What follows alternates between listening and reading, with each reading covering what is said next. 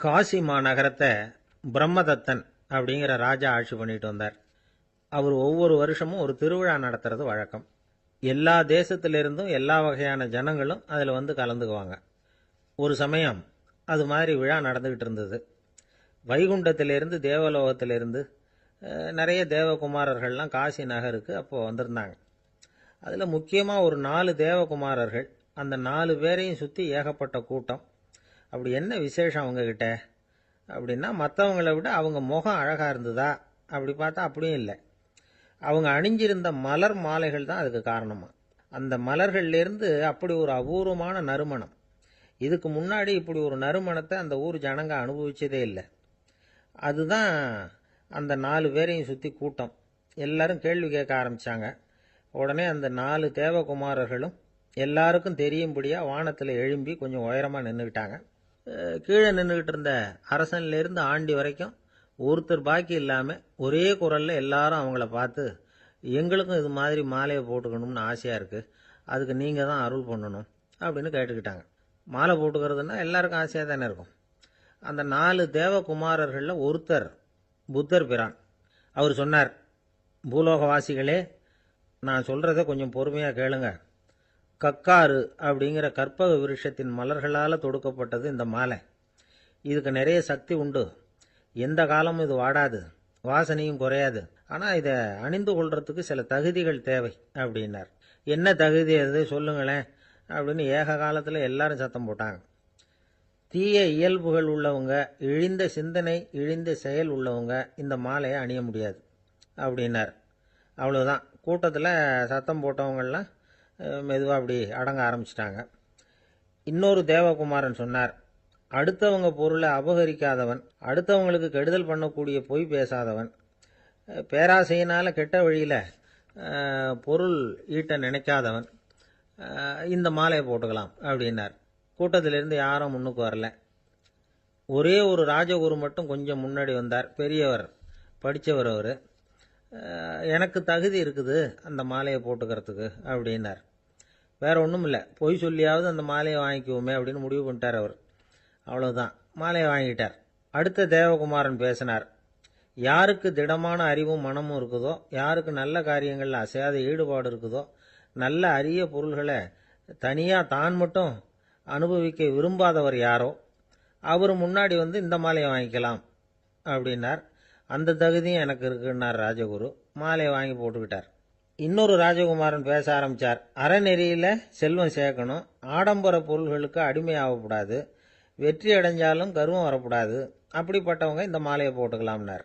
துணிஞ்சு பொய் சொல்லி அதையும் வாங்கி கழுத்தில் போட்டுக்கிட்டார் இந்த ராஜகுரு. இன்னொரு ராஜகுமாரன் சொன்னார், சான்றோர்களை நிந்திக்காதவங்க, புறம் பேசாதவங்க இந்த மாலையை போட்டுக்கலாம்னார். அதையும் வாங்கி போட்டுக்கிட்டார். திருவிழா முடிஞ்சுது, எல்லாரும் திரும்பி போயிட்டாங்க. மறுநாள் ராஜகுரு 4 மாலைகளையும் போட்டுக்கிட்டு ராஜசபைக்கு வரார். வந்தவர் ரொம்ப அவஸ்தையோடு வர்றார். மாலையெல்லாம் வாடி போயிட்டுது, வாசனை எதுவும் கிடையாது. அது மட்டும் இல்லை, அவருக்கு கடுமையான தலைவலி வேற வந்துட்டுது. துடிச்சு போயிட்டார். மாலையை கழட்டவும் முடியல. ஜனங்கள்லாம் அவரை பார்த்து சிரிக்க ஆரம்பிச்சிட்டாங்க. என்னத்துக்கு ஆசைப்படணும், ஏன் இப்படி கஷ்டப்படணும் அப்படின்னு. ராஜா பார்த்தார். மறுபடியும் விழாவுக்கு ஏற்பாடு பண்ணினார். தேவகுமாரர்கள்லாம் வந்தாங்க. ராஜகுரு வந்தார்.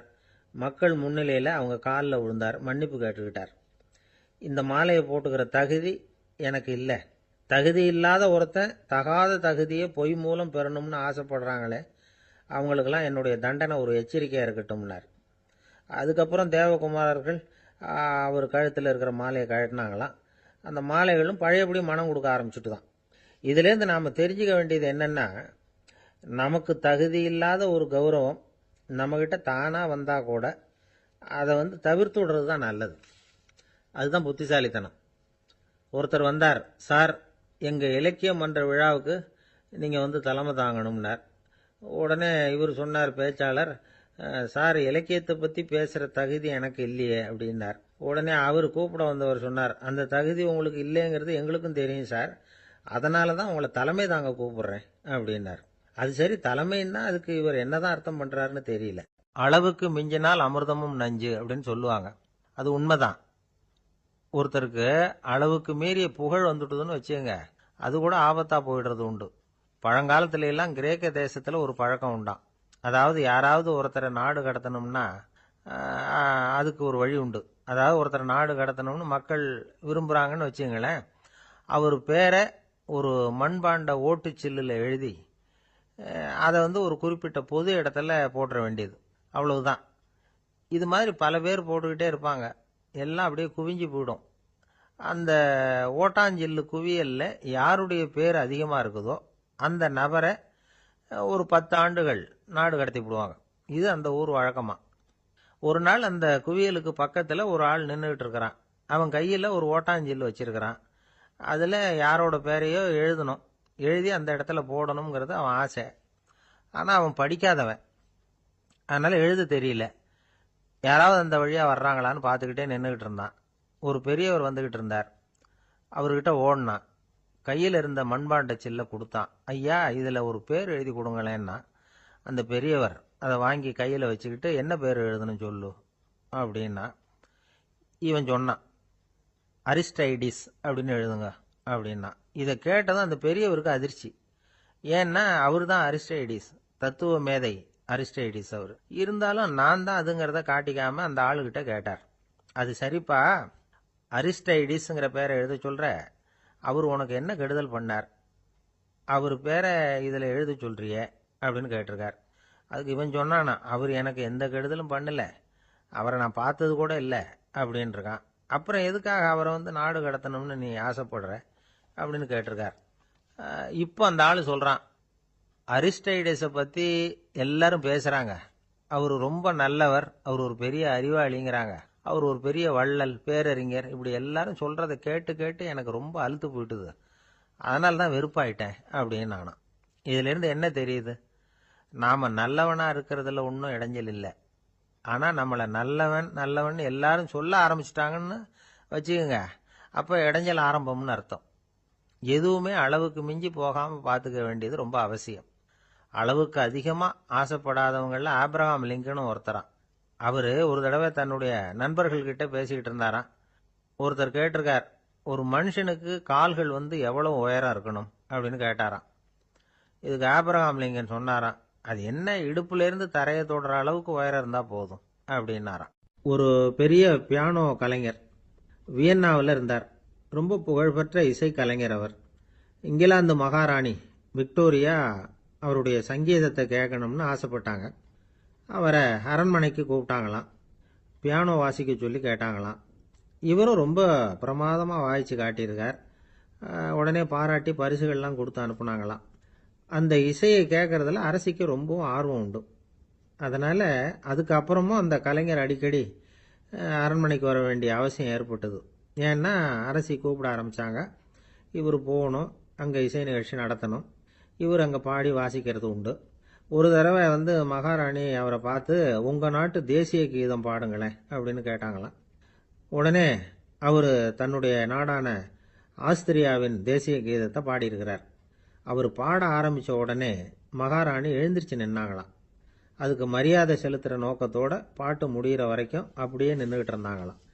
இதுதான் அந்த அரசியினுடைய பெருந்தன்மை. அதாவது நாட்டுப்பற்றுங்கிறது அந்த அளவுக்கு அப்படி இருக்கணும்.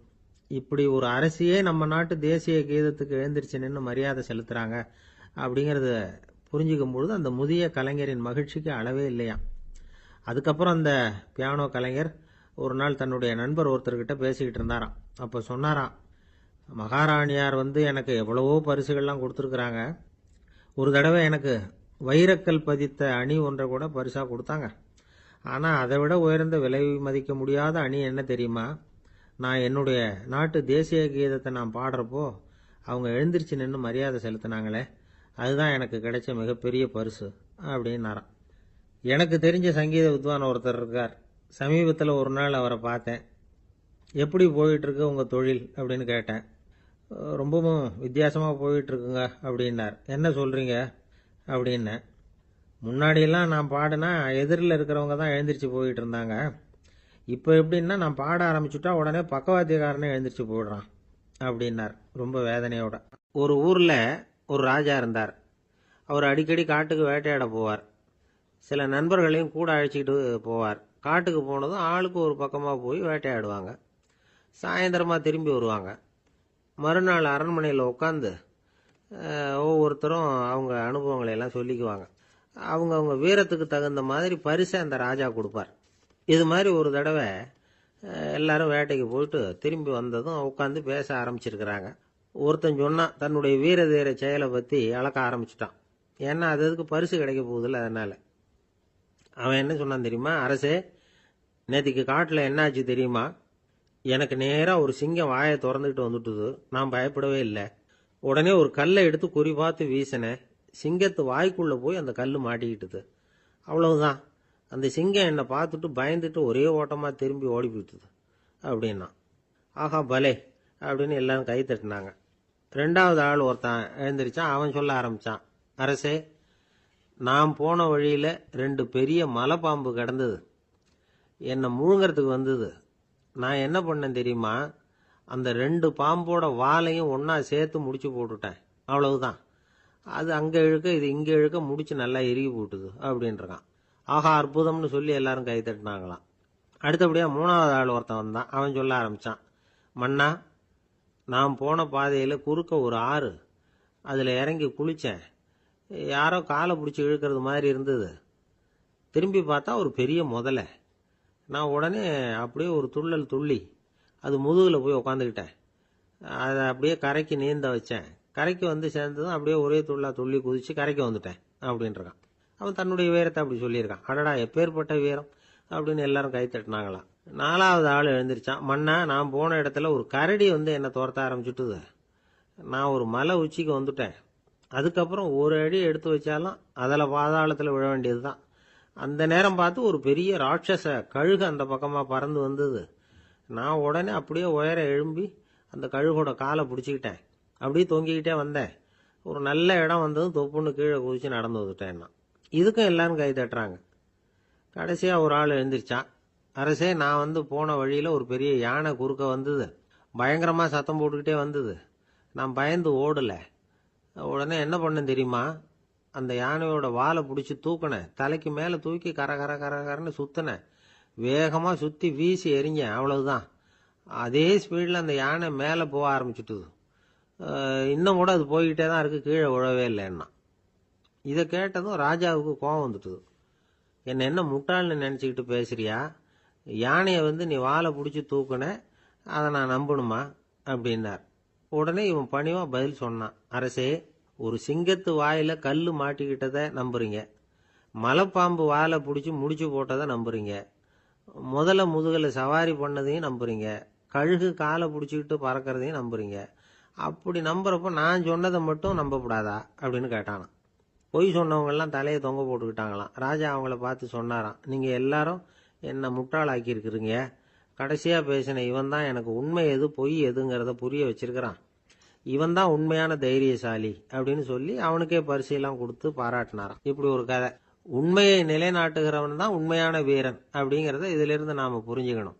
இந்த காலத்துல எல்லாம் பொய் சொன்னாதான் பழைக்க முடியுங்கிறது ஒரு சில பேரோட நம்பிக்கை. ஒரு அப்பாவுக்கு தன் மகனுக்கு பொய் சொல்ல தெரியலையேங்கிற கவலை. பொய் சொன்னாதான் இந்த உலகத்தில் பிழைக்கலாம், ஆனால் இவனுக்கு அது தெரியலையே, அதனால் இவனை அழைச்சிட்டு போய் நடுக்கடலில் விட்டுட்டு வந்துடுவோம் அப்படின்னு அழைச்சிட்டு புறப்பட்டான். கடற்கரைக்கு போனான். மகனுக்கு சந்தேகம். எங்கேப்பா என்னை அழைச்சிட்டு போகிறேன்னு கேட்டிருக்கான். கடலில் மீன் பிடிக்க கற்றுக் கொடுக்க போகிறேன் உனக்கு அப்படின்னானா. நான் ஏற்கனவே மீன் பிடிச்சிட்டேனேன்னானா இவன் மகன். எங்கே அதுன்னு கேட்டிருக்கான் அப்பங்காரன். சுட்டு சாப்பிட்டுட்டேன்ருக்கான் புள்ள. அப்பங்காரன் பார்த்தான். சரி, நம்ம புள்ள பொழைச்சிக்கோ அப்படின்னு சொல்லி திருப்பி அழைச்சிட்டு வந்துட்டான். நம்மளில் சில பேர் ரொம்ப தைரியமாக இருப்பாங்க. நாம் கூட சொல்கிறது உண்டு, அந்த ஆளுகிட்ட வர்றதுக்கு எமன் கூட பயப்படுவான் அப்படின்னு சொல்கிறது உண்டு. தைரியசாலிகளை நெருங்கிறதுக்கு எமன் பயப்படுவான் அப்படின்னு சொல்கிறது உண்மைதான். அது பொய் இல்லை. மன வலிமை இருக்கு பாருங்க, அது மனுஷனை காப்பாற்றும். இது மருத்துவ ரீதியான உண்மை. உடல் கோளாறுகள் மன ஆரோக்கியத்தை பாதிக்கும். மன எழுச்சி, மன போராட்டம் இதெல்லாம் உடல் இயக்கத்தில் மாறுதலை உண்டாக்குது. சில வகையான நோய்களுக்கும் மனசுக்கும் இருக்கிற சம்பந்தம் என்னங்கிறத பற்றியெல்லாம் இப்போ ஆராய்ச்சி பண்ணுறாங்க. ஆஸ்மா, மூட்டு வலி, பெருங்குடல் அழற்சி, உயர் ரத்த அழுத்தம், சோரியாசிஸுங்கிற தோல் வியாதி, வயிற்று புண்ணு, இந்த தைராய்டு நச்சுத்தன்மை, இது மாதிரி நோய்களை உண்டாக்குறதுல மனசோட பங்கு என்னங்கிறத பற்றியெல்லாம் ஆய்வு பண்ணி பார்த்துருக்குறாங்க. எதுக்கு எடுத்தாலும் சோர்ந்து போகிறது, தோண்டு போகிறது, இப்படிப்பட்ட மனவாகு, அதோட யாரும் நமக்கு உதவ முடியாது அப்படிங்கிற மனோபாவம், கைவிடப்பட்ட மனநிலைமை, இதெல்லாம் நோயோட தீவிரத்தை ரொம்ப அதிகரிக்க செய்யுதான். இவங்கெல்லாம் அந்த கை கால் வலிக்குது, உடம்பு அசதியாக இருக்குது, தூக்கம் வரல, முதுகு வலிக்குது, உடம்புல உணர்ச்சி குறையுது, கை கால் விரல்லாம் மரத்து போகுது, இப்படி ஏதாவது சொல்லிட்டு டாக்டர்களை தேடி வந்துக்கிட்டு இருப்பாங்க. நெஞ்சு வலி யாருக்கு வருது தெரியுமா? பதற்றம், போட்டி மனப்பான்மை, அளவுக்கு அதிகமான வேகம், துடிப்பு, பேராசை, எதுலேயும் கட்டுப்பாடு, நேரம் தவறாமை, அப்புறம் இதெல்லாம் உள்ள மனவாக உள்ளவங்க இருக்கிறாங்கல்ல, அவங்க பெரும்பாலும் நெஞ்சு வலிக்கு ஆளாயிடுறாங்களாம். ஃப்ரீட்மேன் அப்படிங்கிறவர் நிறைய ஆராய்ச்சியெல்லாம் பண்ணி பார்த்துட்டு இதை உறுதிப்படுத்தியிருக்கிறார். அவர் பண்ணின ஆராய்ச்சியில் என்னெல்லாம் தெரிய வந்தது தெரியுமா? பொறுப்பு அதிகம் உள்ளவங்களுக்கு கண்டிப்பாக ரத்த அழுத்தம் வரும், அதிகமாக இருக்குமா. அதே மாதிரி கண்டிப்பாக இருக்கிறாங்கல்ல, அவங்களுக்கும் ரத்த அழுத்தம் அதிகரிக்குமா. ரத்த அழுத்தம் தனக்கு அதிகமாக இருக்குங்கிறத தெரிஞ்சுக்கிட்டவங்க தலைவலி, மயக்கம், இந்த தலை சுத்தல், அசதி, இது மாதிரியான உணர்வுகளை அவங்களுக்கு வந்துடும், அது மாதிரி உணர்வு. ஆனால் உண்மை என்ன தெரியுமா? இதெல்லாம் ரத்த அழுத்தத்தினால இல்லை, ரத்த அழுத்தம் கட்டுப்பாட்டுக்குள்ளே இருந்தால் கூட இவங்க இப்படி நினைக்கிறாங்களாம். இதுக்கு காரணம் மனசு தான் அப்படிங்கிறார் அவர். சில பேர் எப்படி தெரியுமா? ஒருத்தர் மாரடைப்பால் இறந்து போனார் அப்படின்னு கேள்விப்பட்டால் போதும், இறந்து போகிறதுக்கு காரணம் இதயம்தான் அப்படிங்கிற பீதியால், இதய தளர்ச்சி அப்படிங்கிற மனநோயால் பாதிக்கப்படுறார். இவங்கெல்லாம் அடிக்கடி தங்களுடைய இதய பகுதியை தொட்டு பார்த்துக்குவாங்க, நாடியை பிடிச்சி பார்த்துக்குவாங்க, அடிக்கடி மூச்சை உள்ளுக்கு இழுத்து வெளியில் விட்டு வலி வருதா அப்படின்னு பார்த்துக்கிட்டு இருப்பாங்க. வேறு எங்கேயாவது வலிச்சா கூட நெஞ்சை வலிக்குதா அப்படின்னு பார்ப்பாங்க. நெஞ்சு வலிக்குதுன்னு கூட சில பேர் சொல்ல ஆரம்பிச்சிருவாங்க. ஆஸ்மாவுக்கும் மனசுக்கும் சம்பந்தம் உண்டு. தீர்வு காண முடியாத மன போராட்டங்கள் எல்லாத்துக்கும் அடுத்தவங்களையே சார்ந்து இருக்கிற மனநிலை, இதெல்லாம் ஆஸ்மாவினுடைய தீவிரத்தை அதிகப்படுத்திடும். பயம், இது எப்படின்னா என்ன நடக்குமோங்கிற பதற்ற நிலை, அப்புறம் இந்த பயம், இதெல்லாம் சுவாசித்தலை அதிகரிக்க செய்யுது இல்லையா. இதனால் ரத்தத்தின் காரத்தன்மை அதிகமாகி நோயின் தீவிரமும் அதிகமாகுது. மன போராட்டம், மனக்கவலை, மன இறுக்கம், இதெல்லாம் தோல் வியாதியை தூண்டி விடுதான். இது மாதிரி இன்னும் எவ்வளவோ இருக்குது. அதனால் இன்னைக்கு நமக்கு தேவை என்னன்னா மன வலிமை, மலர்ந்த முகம், இது ரெண்டும் இருந்துட்டுதுன்னா பலவிதமான நோய்கள் நம்மக்கிட்ட நெருங்கி வராது. டாக்டர், என்ன நெருங்காமல் இருக்கிறதுக்கு நான் ஒரு காரியம் பண்ணுறேன் அப்படின்னார் ஒருத்தர். அவர் என்ன அர்த்தத்தில் சொன்னார்னா, டாக்டர் அவரை நெருங்காமல் இருக்கிறதுக்கு அவர் ஒரு காரியம் பண்ணுறாராம். நண்பர்கிட்ட சொன்னார். நண்பர் கேட்டார், அது என்ன காரியம் பண்ணுற அப்படின்னு கேட்டார். தினம் ஒரு ஆப்பிள் பழம் சாப்பிட்றேன்னார் அவர். ஏன்னா ஆங்கிலத்தில் ஒரு பழமொழி சொல்லுவாங்கள்ல, an apple a day keeps doctor away அப்படிம்பாங்க. ஒரு ஆப்பிள் பழம் சாப்பிட்டா டாக்டர் விலகியே இருப்பார், டாக்டர்கிட்ட போக வேண்டிய அவசியம் இருக்காது அப்படிங்கிறதுக்காக அந்த பழமொழி சொல்கிறது. என்ன, நான் யாருமே நெருங்காமல் இருக்கிறதுக்கு நான் ஒரு காரியம் பண்ணுறேன்னார் இன்னொருத்தர். டாக்டர் நெருங்காமல் இருக்கிறதுக்கு ஆப்பிள் பழம் சாப்பிட்றேன்னார் அவர். என்ன, யாருமே நெருங்காமல் இருக்கிறதுக்கு நான் ஒரு காரியம் பண்ணுறேன்னார் இன்னொருத்தர். அது என்னன்னு கேட்டோம். தினம் ஒரு பூண்டு சாப்பிட்றேன்னார். ஏ கார்லிக் எ டே கீப்ஸ் எவ்ரிபடி அவே அப்படின்னு அதுக்கு ஒரு புது விளக்கமும் கொடுத்தார். என்னை விட யோகியம் இந்த உலகத்தில் வேற யாரும் இல்லை சார் அப்படின்னார் ஒருத்தர். அவரை விட அயோக்கியன் வேற யாரும் இருக்க முடியாதுங்கிற முடிவுக்கு கேட்டவங்க வந்துட்டாங்களாம். மனுஷனுக்கு இருக்கிற ஒரு மிகப்பெரிய குறையே தன்கிட்ட இருக்கிற குறை அவனுக்கு தெரியாமல் போகிறது தான். ஆனால் அடுத்தவங்ககிட்ட இருக்கிற குறை இவனுக்கு தெளிவாக தெரிஞ்சிடும். ஒரு ஒட்டகம் ஒரு கொக்கை பார்த்து ஒரு கேள்வி கேட்டுதான். என்ன கேள்வி தெரியுமா? உன் கழுத்து ஏன் இப்படி வளைஞ்சி போயிருக்குது அப்படின்னு கேட்டிருக்கு. இதுக்கு உடம்பே வளைச்சல், இது போய் கொக்கை கிண்டல் பண்ணுது. இன்னைக்கு மனித சுபாவமும் கிட்டத்தட்ட இப்படித்தான் இருக்குது. இந்த உலகத்தில் குறையில்லாத மனிதர்கள் யாரும் கிடையாது, நாம் உள்பட அப்படிங்கிறத முதல்ல நாம் நல்லா புரிஞ்சுக்கணும். ஒரு ஊரில் ஒரு விற்பனை நிலையம் இருந்தது. செல்ல பிராணிகளை விற்பனை செய்கிற நிலையம் அது. நாய், கிளி, பூனை இப்படி நிறைய வச்சு விற்பனை பண்ணிகிட்டு இருக்கிறாங்க. நாய்க்குட்டி விற்பனை செய்கிற பகுதியில் ஒரு சிறுவன் நின்றுக்கிட்டு இருந்தான். விற்பனை செய்கிற ஆளுகிட்ட விலை கேட்டுக்கிட்டு இருந்தான்.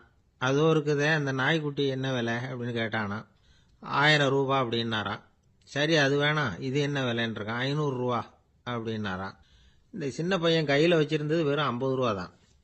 அதனால இதை விட குறைச்சலா கிடைக்குமான்னு பார்த்துருக்கான். அந்த கடையில் ஒரு மூலையில் சரியாக கவனிக்கப்படாமல் ஒரு நாய்க்குட்டி படுத்து கிடந்தது.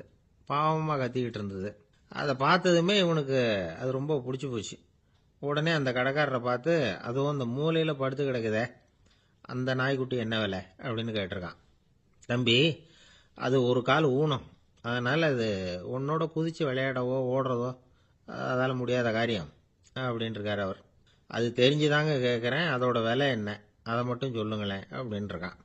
தம்பி, இது கால் ஊனம் உள்ள ஒரு நாய். இதை போய் காசு கொடுத்து வாங்கறதுக்கு யாராவது பிரியப்படுவாங்களா? இதை நான் உனக்கு இலவசமாகவே தர்றேன், எடுத்துகிட்டு போ அப்படின்னாரான். இதை கேட்டதும் அந்த சிறுவனுக்கு கோவம் வந்துட்டு தான். நீங்கள் ஒன்றும் சும்மா கொடுக்க வேணாம், இந்தாங்க 50 ரூபா, இதை வச்சுக்கிட்டு நாய்க்குட்டியை கொடுங்க அப்படின்ட்டுருக்கான். அவருக்கு ஒன்றும் புரியல, ஆச்சரியமாக இருந்தது. சரின்னு பணத்தை வாங்கிட்டு நாய்க்குட்டியை தூக்கி கொடுத்தார். அந்த சிறுவன் அந்த நாய்க்குட்டியை 2 கையாலையும் வாங்கினா, மார்போட பிரியமாக சேர்த்து அணைச்சிக்கிட்டான். தெருவில் இறங்கி நடக்கிறான். அப்படி நடக்கும்பொழுது தான் பார்க்குறார், கடைக்காரர் ஆச்சரியமாக அவனை பார்க்குறார். அப்போ தான் அவருக்கு ஒரு விஷயம் புரியுது. அந்த சிறுவன் தெருவில் நாய்க்குட்டியை மார்போடு அணைச்சிக்கிட்டு விந்தி விந்தி நடந்து போய்கிட்டு இருக்கிறான். ஆமாம், அவனுக்கும் ஒரு கால் ஊனம். இந்த நாய்க்குட்டியை யாருமே வாங்க மாட்டாங்கன்னு நினச்சிக்கிட்டு இருந்தார். குறையுள்ள அதுக்கும் ஒரு எஜமானன் கிடைச்சுட்டான். அதனால ஊனம் ஒரு குறை இல்லை அப்படிங்கிற உண்மையை அந்த கடைக்காரர் புரிஞ்சுக்கிட்டாராம். நம்மால் ஒருத்தர் கொஞ்சம் வயசானவர், எழுந்திரிச்சு சரியாக நடக்க முடியாது, சாய்வு நாற்காலியிலேயே எப்பவும் உட்காந்துருப்பார். அவர் தனக்கு துணையாக ஒரு நாயை பக்கத்தில் வச்சுருந்தார். அதுவும் ரொம்ப வயசான ஒரு நாய், எழுந்திரிக்கவே சிரமப்படும், நடக்கவும் முடியாது. அவர் பக்கத்திலே இதுவும் சோர்ந்து போய் படுத்து கிடக்கும். அந்த பெரியவரை பார்க்க வந்த ஒருத்தர் கேட்டார், ஏங்க, ஒரு சின்ன பையனை உங்களுக்கு துணையாக வச்சுக்கப்படாதா? இந்த நாயை உங்களுக்கு பாதுகாப்பாக வச்சிருக்கிறீங்களே, உங்களுக்கு ஒரு ஆபத்துன்னா இது எப்படி உங்களுக்கு உதவ முடியும் அப்படின்னார். அப்போ அவர் சொன்னாராம், எனக்கு ஒரு ஆபத்துன்னா அந்த சமயத்தில் இந்த நாய் என்னை தனியாக விட்டுட்டு ஓடி போயிடாமல் இருக்கணும்ல, அதுக்காக தான் இதை நான் வச்சிருக்கிறேன் அப்படின்னாராம். ஒரு ஊரில் ஒரு ராஜா இருந்தார். பெரிய அரண்மனையில் தான் இருக்கிறார். எல்லா வசதியும் இருந்தது. இருந்தாலும் அவர் எல்லாரும் சொல்கிறது எப்படி தெரியுமா? பிச்சைக்கார ராஜா. அப்படி ஒரு பேர் அவருக்கு நிலைச்சி போச்சு. ஜனங்களும் சரி, மற்ற தேசங்களில் உள்ளவங்களும் சரி, அவர் அந்த பேர் சொல்லியே குறிப்பிடுறது வழக்கமாக போட்டுது. இது அவருக்கு ரொம்ப கவலையாக போச்சு. என்ன இது, நம்மளை தேடி வர்றவங்களுக்கெல்லாம் நாம் சோறு போடுறோம், நம்ம புகழ்ந்து பாடல் ஏற்றி கொண்டு வர்ற புலவர்களுக்கெல்லாம் அவங்க எப்படி வந்தாலும் ஒருவேளை சோறு போடணுங்கிறது உத்தரவு. இவ்வளவுலாம் செஞ்சும் நம்மளை போய் பிச்சைக்கார ராஜான்னு எல்லாரும் சொல்கிறாங்களே, அது ஏன், எதுக்காக இப்படி சொல்கிறாங்க? இதுதான் ராஜாவுக்கு குழப்பம். சரி, இதை பற்றி நம்ம அமைச்சர்கள் கிட்ட கேட்கலாமா அப்படின்னு யோசனை பண்ணார். இந்த விஷயத்தை போய் அவங்ககிட்ட எப்படி கேட்கறதுன்னு அவருக்கு தயக்கமாக இருந்தது. கௌரவ குறைச்சலாக தெரிஞ்சுது அவருக்கு. சரி, சாதாரண குடிமக்கள்கிட்ட இதை பற்றி கேட்கலாமா அப்படின்னு யோசனை பண்ணார். கேட்கலாம், ஆனால் அவங்க யாரும் ராஜா முன்னாடி நின்று தைரியமாக பேசக்கூடிய அளவுக்கு இல்லை. ராஜாவோட குழப்பம் நாளுக்கு நாள் அதிகமாக போச்சு. கடைசியாக அவர் ஒரு முடிவுக்கு வந்தார். அதாவது, இதை பற்றி ஒரு பிச்சைக்காரங்கிட்டே கேட்டு பார்த்துட்டா என்ன. இதுதான் அவர் பண்ண முடிவு. உடனே மாறு வேஷம் போட்டுக்கிட்டு நகர்வலம் போனார். ஒரு பிச்சைக்காரனை கண்டுபிடிச்சார். இதை பாருப்பா, நம்ம ராஜாவை எல்லாரும் பிச்சைக்கார ராஜான்னே சொல்கிறாங்களே, அதுக்கு என்ன காரணமாக இருக்கும் அப்படின்னு கேட்டார். அதுக்கு அவன் சொல்கிறான், இதுக்கான பதிலை இன்னும் ஒரு 30 நாளில் சொல்கிறேன் அப்படின்னா. உடனே இவருக்கு சந்தோஷம். உண்மையை அவங்ககிட்ட சொன்னார். நான் வேற யாரும் இல்லை, நான் தான் இந்த நாட்டு ராஜா. இப்போ நீ என் கூடவே வந்துடு, அரண்மனையிலேயே தங்கிக்கோ. 30 நாள் கழித்து எனக்கு பதில் சொல்லிவிட்டு அதுக்கப்புறமா நீ போகலாம் அப்படின்னு சொல்லி அழைச்சிட்டு வந்துட்டார். அரண்மனையில் ஒரு மூலையில் அவன் தங்கறதுக்கு இடம் கொடுத்தார். தினம் 2 வேளையும் இவனுக்கு சோறு போடுங்க அப்படின்னு உத்தரவு போட்டார். ராஜா கொடுத்த இடத்துல போய் உக்காந்துக்கிட்டான் அந்த பிச்சைக்காரன். தினமும் அந்த அரண்மனையில் நடக்கிறதையெல்லாம் கவனிச்சுக்கிட்டு வந்தான். வேளைக்கு சாப்பாடு வரும், சாப்பிட்டுக்கிட்டு இருக்கான். இப்படி 30 நாள் முடிஞ்சுது. ராஜா வந்தார். என்ன, என்னோட கேள்விக்கு பதில் என்னன்னு கண்டுபிடிச்சிட்டியான்னார். கண்டுபிடிச்சிட்டேன்னா. என்ன எல்லாரும் பிச்சைக்கார ராஜான்னு சொல்கிறாங்களே, அது நியாயமாக படுதா உனக்குன்னு கேட்டார். நியாயமாக தான் படுது, சந்தேகம் இல்லாமல் நீங்கள் பிச்சைக்கார ராஜா தான். என்னதான் நீங்கள் வசதியோடவும் படைபலத்தோடவும் இருந்தால் கூட நீங்கள் எங்கள் வர்க்கத்தை சேர்ந்த ஆசாமி தான் அப்படின்னு அடித்து சொல்லிவிட்டான் அந்த ஆள். ஏனால் அப்படி சொல்கிறேன்னு கேட்டார் இவர். அரசே, ஒரு உண்மையை கண்டுபிடிச்சி சொல்கிறதா நான் உங்ககிட்ட சொன்னேன். நீங்கள் ராஜ பரம்பரைன்னா உடனே உங்கள் கழுத்தில் கிடக்கிற முத்து மாலையை கழட்டி பரிசாக கொடுத்துருப்பீங்க, பொன்னையும் மணியையும் கொடுத்துருப்பீங்க. ஆனால் நீங்கள் அப்படி செய்யலை. என்னை ஒரு மூலையில் உட்கார வச்சு 2 வேளை சோறு போட சொன்னீங்க. உங்களை தேடி யார் வந்தாலும், யார் பாராட்டி பேசினாலும் அல்லது பிரச்சனைகளை சொன்னாலும் நீங்கள் செய்கிற ஒரே காரியம் சோறு போடுறது தான். பிச்சைக்காரனுக்கு சோறு மட்டும்தான் உலகம். உங்க விஷயத்திலையும் நீங்க அப்படித்தான் நினைக்கிறதாக தெரியுது. நல்லா கவனிங்க. எந்த ஒரு பிரச்சனைக்கும் சோறு தான் முடிவுன்னு நினைக்கிறீங்க பாருங்க. நீங்க சந்தேகமில்லாத எங்களை சேர்ந்த ஆளுதான் அப்படின்னு விட்டான் அந்த பிச்சைக்காரன். அதுக்கப்புறம் தான் அந்த ராஜா தன்னுடைய தவறுகளை எல்லாம் திருத்திக்கிட்டாராம். பசின்னு வர்றவங்களுக்கு சோறு தான் போடணும், அது தப்பு இல்லை. பாராட்ட வர்றவங்களுக்கெல்லாம் சோத்தையே போட்டு அனுப்புனா இப்படிதான் பேர் வரும். எனக்கு தெரிஞ்ச ஒருத்தர் தினமும் யாராவது ஒருத்தரை தன் வீட்டுக்கு அழைச்சிட்டு போவார், சாப்பாடு போட்டு அனுப்புவார். முன்னறிவிப்பு இல்லாம திடீர்னு ஒரு விருந்தாளியோட வீட்டில் போய் இவர் நிக்கிறது வழக்கம். அந்த அம்மாவும் இவருக்காக தயார் பண்ணி வச்சிருந்ததை இவர் அழைச்சிட்டு வந்திருக்கிற விருந்தாளிக்கு போட்டுருவாங்க. விருந்தாளி சாப்பிட்டுட்டு போனதுக்கு அப்புறம் இவர் மனைவி கிட்ட உனக்கு சிரமம் வேணாம் அப்படின்னு சொல்லிவிட்டு பக்கத்துல உள்ள ஒரு ஹோட்டலுக்கு போய் காசு கொடுத்து சாப்பிட்டுட்டு வந்துருவார். பல நாள் இப்படி நடக்கும். ஒரு நாள் அவரை தனியா கூப்பிட்டுக்கிட்டு போய் ஏன் இப்படி பண்றீங்கன்னு கேட்டோம். அதுக்கு அவர் சொல்றாரு, எங்க வீட்டு சாப்பாட்டுல இருந்து தப்பிக்கிறதுக்கு எனக்கு வேற வழி எதுவும் தெரியல சார், அதனாலதான் இப்படி பண்ணிட்டு இருக்கிறேன் அப்படின்னார் ரொம்ப பரிதாபமா. எது ரொம்பவும் கஷ்டமான காரியம் அப்படின்னு கேட்டார் ஒருத்தர். ஒருத்தருக்கு ஒருத்தர் சண்டை போடாமல் இருக்கிறது தான் ரொம்ப கஷ்டமான காரியம் அப்படின்னு தோணுது. ஒரு நாட்டுக்கும் இன்னொரு நாட்டுக்கும் சண்டை, நாட்டுக்குள்ளேயே ஒரு குரூப்புக்கும் இன்னொரு குரூப்புக்கும் சண்டை. ஏன் சண்டை போட்டுக்கிறீங்கன்னு கேட்டு பாருங்க. நாங்கள் சமாதானத்துக்காக தான் சண்டை போட்டுக்கிறோம் அப்படிம்பாங்க. வாழறதுக்காக பிறந்த மனுஷன் லட்சியத்துக்காக உயிரை விட தயார் அப்படின்னு சொல்லிட்டு இருப்பான். அப்படி உயிரை விடுறவங்கள நாமளும் பாராட்டுவோம். ஆனால் ஒன்றுமில்லாத விஷயங்களுக்கெல்லாம் சண்டை போடுறவங்களெல்லாம் அப்படிப்பட்டவங்களையும் சரி உயிரை விடுறவங்களையும் சரி என்னன்னு சொல்கிறது? யுத்தங்களாலேயும் சண்டைகளாலேயும் நாம் அடையிறது என்னங்கிறது ஒரு பக்கம் இருக்கட்டும், இழக்கிறது என்ன தெரியுமா? ஏராளமான உயிர்கள். ரத்தம் சிந்தறதுக்கு நான் தயார் அப்படின்னு மார்தட்டி சொல்லலாம். ஆனால் ரத்தம் சிந்தினா உயிர் காத்துக்கிட்டு இருக்க தயார் இல்லை. அதாவது உயிர் நமக்காக காத்துக்கிட்டு இருக்க தயார் இல்லை. இழக்கிற ரத்தத்தை ஈடுகட்டினா தான் உயிரை காப்பாற்ற முடியும். அதனால் இது சம்பந்தமாக ஆராய்ச்சி செய்கிற கட்டாயம் ஏற்பட்டு போச்சு. அதோட விளைவாக புதுசாக ஒன்றை கண்டுபிடிச்சிருக்கிறாங்க. அதுதான் செயற்கை ரத்தப்பொடி. இப்போ இந்த திடீர் சாம்பார் பொடி, திடீர் ரசப்பொடி, திடீர் காப்பி பொடி இப்படிலாம் சொல்கிறோம்ல, அது மாதிரி இது திடீர் ரத்தப்பொடி. இஸ்ரேல் ஒரு சின்ன நாடு, மக்கள் தொகை குறைச்சல், அதோட போர்கள் வேற. அதனால் காயம்பட்டவங்களை காப்பாற்றியே தீர வேண்டிய கட்டாயம். காப்பாற்றணும்னா ரத்த இழப்பை தடுக்கணும். அப்படின்னா உடனடியாக புது ரத்தம் செலுத்தி ஆகணும். திடீர்னு ரத்தம் வேணும்னா எங்கே போகிறது? அதுவும் கிடைக்கிற ரத்தம் சேர்ற குரூப்பாக இருக்கணும். ஒரு வேடிக்கை பார்த்தீங்களா, நான் வேற குரூப்பு நீ வேற குரூப்புன்னு இவன் சண்டை போடுறான். இதில் அடிபட்டவனுக்கு ரத்தம் கொடுக்க போனால் அதுலேயும் அது வேற வேற குரூப்பாக இருக்குது. அது ரத்தமும் வேற வேற குரூப்புன்னு சொல்லிட்டு இருக்குது. எந்த குரூப்பு ரத்தம் வேணும்? அது உடனடியாக கிடைக்கலன்னா என்ன பண்ணுறது? இப்படிப்பட்ட கஷ்டம்லாம் நமக்கு வந்துடுது. இதுக்காக தான் விஞ்ஞானிகள் இந்த ரத்த பொடியை கண்டுபிடிச்சிருக்கிறாங்க. அதாவது ஒரு ஆள் அடிபட்டு போட்டான்னு வச்சுங்களேன், அவனுக்கு ரத்தம் கிடைக்கல. உடனே என்ன பண்ணலாம்? இந்த சுத்தப்படுத்தப்பட்ட தண்ணீரை கொஞ்சம் எடுத்துக்க வேண்டியது, அதில் இந்த ரத்த பொடியை கரைக்க வேண்டியது. இப்போ இந்த செயற்கை ரத்தம் தயாராகிட்டுது. இதை அந்த ஆள் உடம்புல ஏற்றி விட்டுற வேண்டியது. இயற்கையாக நம்ம உடம்புல இருக்கிற ரத்தம் என்னென்ன வேலை செய்யுதோ அதே வேலையை இதுவும் செய்யும். அதாவது ஆக்சிஜனை உடம்புல எல்லா இடத்துக்கும் எடுத்துகிட்டு போகுது. அந்த வேலையை இந்த செயற்கை ரத்தமும் செஞ்சுடுது.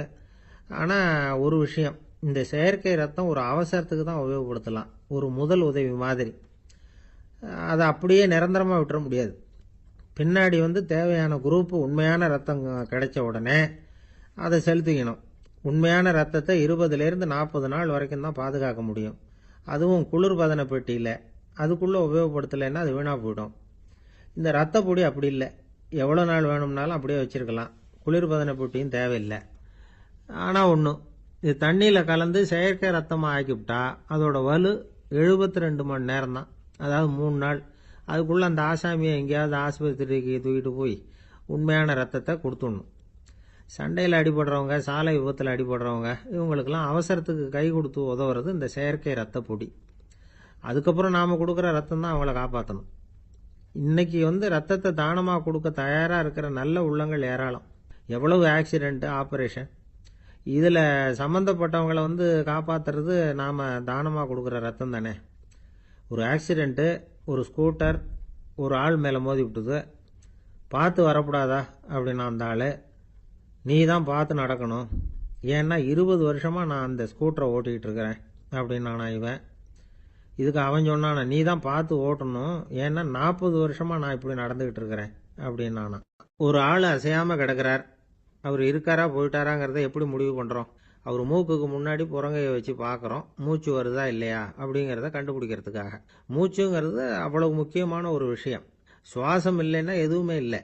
நம்ம பூமி இருக்க, அது கூட சுவாசிக்குதுங்கிறத சோவியத் விஞ்ஞானிகள் கண்டுபிடிச்சிருக்கிறாங்க. பூமிக்கு மேலே இருக்கிற மண் அடுக்கில் காற்றில் உள்ள ஆக்சிஜன் ஆக்சிகரணம் அடையுது அப்படின்னு தான் இதுவரைக்கும் எல்லாரும் நம்பிக்கிட்டு இருந்தாங்க.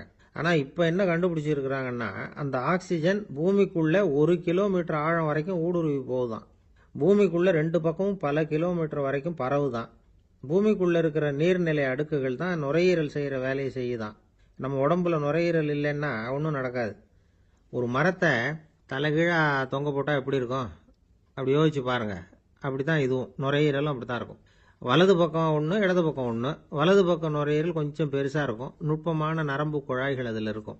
கோடிக்கணக்கான நுண்ணிய குழாய்களை வச்சுக்கிட்டு தான் அது வேலை செய்யுது. 25 கோடி குழாய்கள் இருக்கும். அதை அப்படியே முழுசாக பிரித்து பரப்புனா ஒரு டென்னிஸ் கோர்ட்டில் பாதி பரப்பளவு இருக்குமா. நுரையீரல் நிறம் கருஞ்சிவப்பு தான். புகை அதிகமாக உள்ளே போச்சுன்னா அது கருப்பாயிடுது.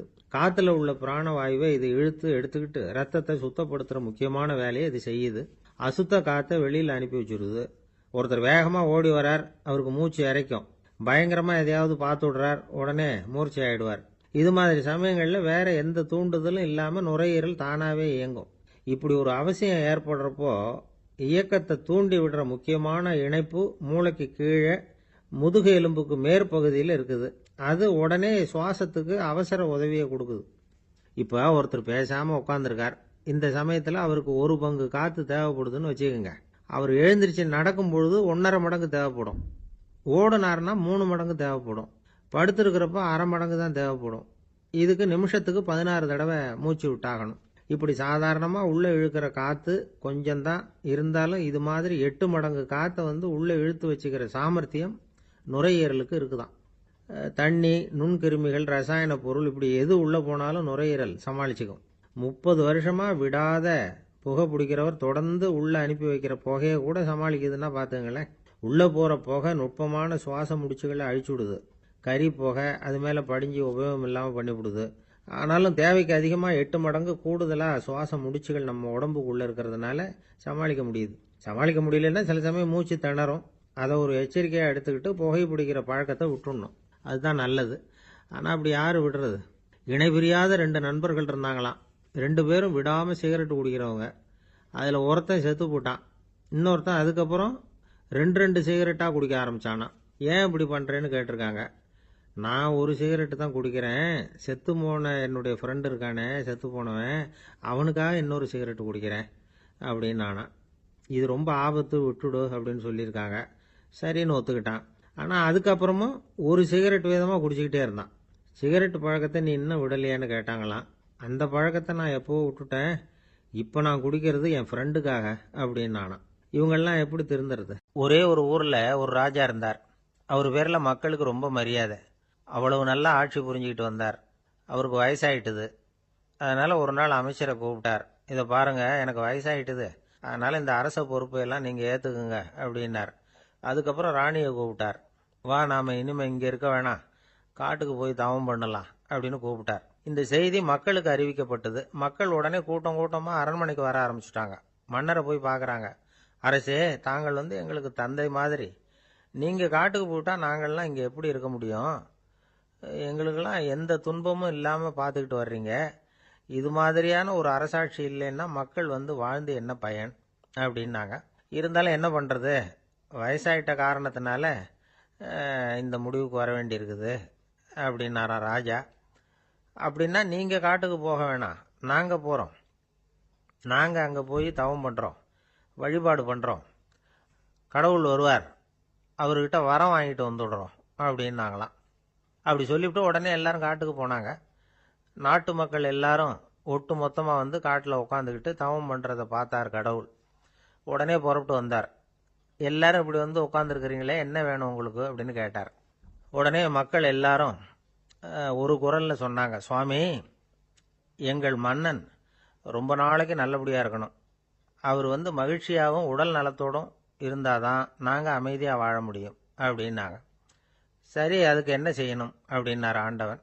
எங்கள் மன்னருக்கு இன்னும் ஒரு 100 வருஷம் ஆயுளை கொடுங்க அப்படின்னாங்க. அவ்வளவுதானே, சரி அப்படியே ஆகட்டும் அப்படின்னு சொல்லிவிட்டு ஆண்டவன் போயிட்டார். மக்கள் மகிழ்ச்சியோடு திரும்பி வந்தாங்க. மன்னா, கடவுள் வரம் கொடுத்துட்டார், நீங்கள் 100 வருஷம் வாழ போகிறீங்க அப்படின்னாங்க. இதை கேட்டதும் ராணி ராஜாவை வணங்கி, நான் தவம் செய்ய போகிறேன் அப்படின்னு புறப்பட்டாங்க. உடனே மக்கள் என்ன நினச்சாங்க தெரியுமா? ஐயோ, நாம் ராஜாவுக்கு மட்டும்தானே நீண்ட ஆயுள் வேணும்னு வரம் வாங்கினோம், ராணிக்கு வாங்கலையே, அதுதான் கோபத்தில் புறப்பட்டாங்க போல இருக்கு அப்படின்னு நினச்சி வருத்தப்பட்டாங்க. ஆனால் ராணி நினச்சது அது இல்லை. ராணி போய் தவம் பண்ணாங்க, கடவுள் காட்சி கொடுத்தார். இவங்க கேட்குறாங்க, சுவாமி, ராஜாவுக்கு மட்டும் 100 வருஷம் ஆயுள்னு வரம் கொடுத்துட்டீங்க, அப்படின்னா குடிமக்களும் 100 வருஷம் இருக்கணும். இப்படிப்பட்ட குடிமக்கள் இல்லைன்னா அப்படிப்பட்ட அரசன் இருந்து என்ன பிரயோஜனம் அப்படின்னாங்களாம். ஆண்டவன் பார்த்தார், சரி அவங்களும் 100 வருஷம் வாழ்வாங்க, அது மட்டும் இல்லை, நீயும் 100 ஆண்டு காலம் வாழ வரமளிக்கிறேன் அப்படின்னு சொல்லிவிட்டு மறைஞ்சிட்டார். இதில் ஆண்டவன் வர்றதும் மறையறதும் முக்கியம் இல்லை. இதில் கவனிக்க வேண்டியது ஆள்கிறவனின் விசால மனம், குடிமக்களின் விசால மனம், ஆள்கிறவன் மனைவியினுடைய விசால மனம். இப்படி ஒரு நாடு இருந்துட்டுதுன்னா எப்படி இருக்கும் வாழ்க்கையை நினச்சி பாருங்க. அதனால தான் பெரியவங்கள்லாம் சொல்கிறாங்க, இதய வாசல் திறந்தே இருக்கணும், இதயத்தின் கதவுகளை மூடாதீங்க அப்படின்னு சொல்லுவாங்க. என்கிட்ட ஒருத்தர் சொன்னார், என்னுடைய இதய வாசல் எப்பவும் திறந்தே தான் இருக்குதுன்னார். எதனால் அப்படி சொல்கிறீங்க அப்படின்னு கேட்டோம். டாக்டரே சொல்லிவிட்டார், என்னுடைய இதயத்தில் ஒரு ஓட்டை இருக்குது அப்படின்னு, வால்வு சரியில்லையா அப்படிங்கிறார். ஜென் துறவி, அவருக்கு ரொம்ப வயசாயிட்டுது, கடைசி காலம். நண்பர்களெல்லாம் கூப்பிட்டார். நண்பர்களே, நான் வித்தியாசமான முறையில் சாகணும்னு ஆசைப்படுறேன், அதுக்கு ஏதாவது யோசனை சொல்லுங்களேன் அப்படின்னு கேட்டாராம். நண்பர்கள் சிரித்தாங்க. என்ன பேச்சு பேசுகிறீங்க, சாவறதுங்கிறது என்ன விளையாட்டு கத்தனமான காரியமா அப்படின்னு கேட்டிருக்காங்க. அந்த துறவி கொஞ்ச நேரம் யோசனை பண்ணார். அப்புறம் கேட்டாராம், இது வரைக்கும் யாராவது நடந்துக்கிட்டே இறந்துருக்குறாங்களா அப்படின்னாராம். எல்லாரும் இல்லைன்னாங்களாம். ஒருத்தர் மட்டும் சொல்லியிருக்கார், அப்படியும் ஒருத்தர் இறந்துருக்கிறதாக ஒரு கதையில் படிச்சிருக்கிறேன், ஒரு ஞானியால் தான் அப்படியெல்லாம் செய்ய முடியும் அப்படின்னு அவர் சொன்னாராம். சரி, அப்படின்னா அந்த முறை நமக்கு வேணாம், நின்றுக்கிட்டே யாராவது உயிரை விட்டுருக்காங்களா அப்படின்னு விசாரிச்சாராம். அப்படியும் ஒருத்தர் இறந்துருக்கிறார் அப்படின்னாங்களாம். மறுபடியும் அந்த துறவி யோசனை பண்ணியிருக்கிறார், ஏதாவது வித்தியாசமான முறையில் நாம் போகணும் அப்படிங்கிறது அவருடைய விருப்பம். மனிதன் எப்படி வாழ்கிறானோ அப்படி இறப்பது தான் நல்லது. சரி, யாராவது தலைகீழாக யோகம் செய்யும் நிலையில் இறந்துருக்கிறாங்களா அப்படின்னு விசாரிச்சாராம். நண்பர்கள் சிரித்தாங்க. தலைகீழாக நின்னபடி இறந்ததாக நாங்கள் கேள்விப்பட்டதே இல்லை, அது முடியாத காரியம் அப்படின்னு இருக்காங்க. இப்போ அந்த துறவிக்கு திடீர்னு உற்சாகம் வந்துட்டுது. உடனே எழுந்திரிச்சார், தலைகீழாக நின்னார், அப்படியே உயிரை விட்டுட்டார். அவ்வளோதான். அந்த மடாலயத்தில் ஒரே குழப்பம், எப்படி அவரை கீழே இறக்கி படுக்க வைக்கிறது அப்படின்னு புரியல. இப்படி உயிர் விடுறதை பற்றி அவங்க இதுவரைக்கும் கேள்விப்பட்டதும் இல்லை. உண்மையிலேயே இவர் இறந்து தான் போனாராங்கிறதும் தெரியல. சோதிச்சு பார்த்தாங்க, இதய துடிப்பு, நாடி துடிப்பு எல்லாம் நின்று போயிருந்தது. இவர் எப்பவும் இப்படி தான், என்ன பண்ணுறது இப்போ அப்படின்னு சொல்லி எல்லாரும் குழம்பிக்கிட்டு இருக்கிற சமயத்தில் ஒரு பெரியவர் யோசனை சொன்னார். இந்த துறவியோட மூத்த சகோதரி பக்கத்து மடாலயத்தில் இருக்கிறாங்க, அவங்கள இங்கே அழைச்சிட்டு வந்தால் ஏதாவது வழி கிடைக்கும் அப்படின்னார். அந்த அம்மாவுக்கு 90 வயசு. அழைச்சிட்டு வந்தாங்க. ஒரு குச்சியை ஊன்றிக்கிட்டு அப்படியே மெதுவாக நடந்து வந்தாங்க. தம்பி, தலைகீழாக நின்று உயிர் விட்டு இறக்கிறத பார்த்தாங்க. தம்பின்னு கூப்பிட்டு பார்த்தாங்க, ஒன்றும் காணோம். உடனே என்ன பண்ணாங்க, தன்னுடைய கைத்தடியால் தம்பியோட உடலை ஒரு தட்டு தட்டினாங்க. ஏப்பா, சாகிறப்பவும் உன்னுடைய குறும்புத்தனத்தை விடலையா, இப்படியாடா சாகிறது, ஒழுங்காக செத்து தொலை அப்படின்னாங்களாம். அவ்வளவுதான். உடனே அந்த துறவி திரும்பி நேராக நின்னார். அக்கா, கோவப்படாத, நான் ஒழுங்காக சாகிறேன், எப்படி செத்தா என்ன, எல்லாம் எனக்கு ஒன்று தான் அப்படின்னு சொல்லிவிட்டு அப்படியே தரையில் படுத்து உயிரை விட்டாராம். அதுக்கப்புறம் அந்த அம்மா கோலை கையில் எடுத்துக்கிட்டு அப்படியே திரும்பி கூட பார்க்காம அவங்க பாட்டுக்கு போயிட்டாங்களாம். மரணத்தை ஒரு விளையாட்டாக ஆக்கிய அந்த துறவிக்கு வாழ்க்கையே ஒரு விளையாட்டாக தான் இருந்திருக்குது. எந்த நோக்கமும் இல்லாமல் செயல்படுறதுன்னா என்னங்கிறதும் அவருக்கு தெரிஞ்சிருக்குது. பயனை எதிர்பார்க்காம பணி செய்து வாழ்ந்து மறைந்த மகான் அவர். தம்முடைய தொழிலை விளையாட்டு போல செய்ய தெரிஞ்சவருக்கு வாழ்க்கையே ஒரு விளையாட்டாக மாறிடும். எல்லாமே விளையாட்டாகி விடுகிற போது மரணமும் விளையாட்டாகிவிடும் அப்படிங்கிறது தான் அந்த தத்துவம். ஆனால் அதுக்கு முன்னாடி உங்களுக்குள்ளே இருக்கிற உண்மையான நடிகனை நீங்கள் அடையாளம் கண்டுபிடிக்கணும். நீங்கள் நடிக்க வேண்டியதே இல்லை, நீங்கள் ஏற்கனவே நடிச்சுக்கிட்டு தான் இருக்கிறீங்க. நீங்கள் இந்த உண்மையை தெரிஞ்சுக்கணும், அவ்வளவுதான். இதுதான் ஞானிகளுடைய கருத்து. நீங்கள் தெருவில் நடந்து போயிட்டு இருக்கிறீங்க, எதிரில் வர்றவர் உங்களை பார்த்து எப்படி இருக்கிறீங்கன்னு கேட்குறார். நல்லா இருக்கிறேங்கிறீங்க. உண்மையிலேயே நாம் நல்லா இருக்க மாட்டோம், ஏதாவது உடம்புல கோளாறு இருக்கும். ஆனால் அப்படி சொல்லுவோம், நல்லா இருக்கிறேன் அப்படின்னு. அது நடிப்பு தானே. உங்களை சந்தித்ததில் ரொம்ப மகிழ்ச்சி அப்படின்னு சொல்கிறோம். உடனே கொஞ்சம் நிதானமாக யோசிச்சு பாருங்கள், உண்மையிலேயே உங்கள் மனசு மகிழ்ச்சி அடைஞ்சுட்டுதா? அது நடிப்பு தானே. வாழ்க்கையை சரியாக புரிஞ்சுக்கிட்டா எல்லாமே நடிப்புங்கிறது புரியும். கல்யாண பத்திரிக்கை அனுப்பியிருந்தேனே, ஏன்டா வரலன்னு கேட்டான் ஒருத்தன். வந்திருந்தேனே அப்படின்னானா இவன். டேய், ஏன்டா போய் சொல்கிற, நான் பத்திரிக்கையே உனக்கு அனுப்பலையே அப்படின்ட்டுருக்கான் அவன். அதுக்கு இவன் சொன்னானா, பத்திரிக்கை அனுப்புனேன்னு நீ போய் சொல்கிறப்போ கல்யாணத்துக்கு வந்தேன்னு நான் போய் சொல்லக்கூடாதா அப்படின்னானா. பொங்கல் திருநாள். பொங்கல் திருநாள்னா இது ஏதோ அறுவடை திருநாள் அப்படின்னு சொல்லுவோம். அதாவது வருஷம் பூரா நாம் பாடுபட்டு அதனுடைய பலனை அனுபவிக்கிற நாள் அப்படிங்கிறது நாம் சொல்லிகிட்டு இருக்கிறது. இது முக்கியமாக இது ஒரு நன்றி அறிவிப்பு நாள் அப்படின்னு சொல்லுவாங்க. இன்னைக்கு நிறைய நன்றி அறிவிப்பு கூட்டம்லாம் நடந்துக்கிட்டு இருக்குல்ல, அது மாதிரி விவசாயிகள் நடத்துகிற ஒரு நன்றி அறிவிப்பு விழா இது. யாருக்கு நன்றி சொல்கிறாங்கன்னா ஆதவனுக்கு. அதாவது சூரியன் இல்லைன்னா விவசாயம் இல்லை. அதனால் ஆதவனுக்கு நன்றி செலுத்துகிற நாளாக இந்த பொங்கல் திருநாளை நாம் கொண்டாடுறோம். அதாவது இந்த பொங்கலில் விவசாயிகள்கிட்ட இருந்து நிறைய பண்புகளை நாம் தெரிஞ்சுக்க வேண்டிய நாள் இது. விவசாயிகள் அவங்க விவசாயம் முன்னேறி இருக்கிற அளவுக்கு விவசாயிகளுடைய வாழ்க்கை தரம் முன்னேறலை. அந்த அளவுக்கு அவர்கள் நாட்டுக்காக உழைச்சிக்கிட்டு இருக்கிறாங்க. அந்த காலத்திலே அதை பற்றி ஒரு கதை சொல்கிறது உண்டு. ஒரு வயசான ஆள் நிலத்தில் ஏறு உழுதுகிட்டு இருந்தாராம். கிழிஞ்சு போன ஒரு சின்ன துண்டை தான் இடுப்பில் கட்டியிருந்தாராம். தலையில் ஒரு கந்தலை சுற்றி இருந்தார். உடம்பு பூரா சேரு, ரொம்ப ஏழை. ஏறு ஓட்டிகிட்டு இருக்கிறவர் வேறு எப்படி இருப்பார்? இருந்தாலும் அந்த ஆள் ரொம்ப ஜாலியாக பாட்டு பாடிக்கிட்டே ஏறு உழுதுகிட்டு இருந்தாராம். உடம்புல தான் அவர் ஏழையை தவிர மனசில் ஒரு ஏழையாக தெரியல. அந்த சமயத்தில் அந்த நாட்டு ராஜா அந்த பக்கமாக குதிரை மேலே வந்தாராம். வேட்டைக்கு போயிட்டு பரிவாரங்களோடு திரும்பி வந்துகிட்டு இருக்கிறார். ரொம்ப செல்வ செழிப்பில் இருக்கிற ராஜா அவர் இந்த வயசான விவசாயியை பார்த்துருக்கார். இந்த ஆள் ரொம்பவும் ஏழைங்கிறது அவர் பார்த்தாவே பளிச்சுன்னு தெரியுது. கட்டிக்கிறதுக்கு நல்ல துணி இல்லை, உடம்போ இழைச்சி போயிருக்குது, வயிறு முதுகில் போய் ஒட்டிக்கிட்டு இருக்கு, கண்ணு குழி விழுந்து போயிருக்குது. ஆனாலும் முகத்தை பார்த்தா சந்தோஷமாக இருக்கிற மாதிரி இருக்குது. இவ்வளவு உற்சாகமாக பாடிக்கிட்டு இருக்கிறாரே அப்படின்னு ஆச்சரியமாக நினச்சி பார்த்தார் அந்த ராஜா. சரி, அவர்கிட்ட கொஞ்சம் பேச்சு கொடுத்து பார்க்கலாம் அப்படின்னு முடிவு பண்ணார். ஐயா பெரியவரே, இப்படி கொஞ்சம் வர முடியுமான்னாராம். பொழுது போகிறதுக்குள்ளே நான் இந்த வயல் பூரா உழவு ஓட்டி ஆகணும், அதனால் பேசுறதுக்கு நேரம் இல்லை அப்படின்னாராம் அந்த பெரியவர். என்ன அவ்வளவு அவசரமா? மீதி இருந்தால் நாளைக்கு உழுதக்கூடாதா? அது சரி, உனக்கு எத்தனை ஏக்கர் நிலம் இருக்குது அப்படின்னு விசாரிச்சிருக்கார் ராஜா. எனக்குன்னு சொந்தமாக உள்ளங்கை அளவு கூட நிலம் கிடையாது. இது எங்கள் முதலாளியோட நிலம்.